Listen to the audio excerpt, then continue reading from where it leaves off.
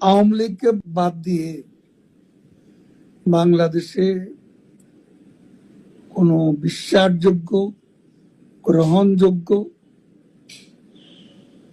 নির্বাচন, নিরপেক্ষ নির্বাচন হতে পারে না এবং তারা নিজেরাও আদৌ নির্বাচন দেবে এ ব্যাপারে আমরা যথেষ্ট সন্দিহান।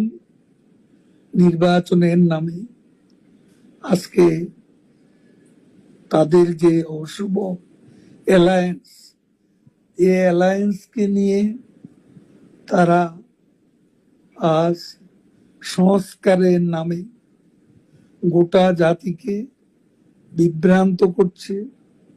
আজকে বিচারের নামে ক্যাঙ্গারু কোর্ট বসিয়ে প্রহসন করছে।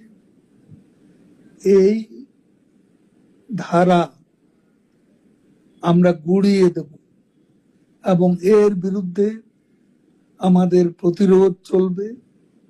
বাংলাদেশের আজ 50%-এরও বেশি ভোটার যে দলের সমর্থক এবং দিনে দিনে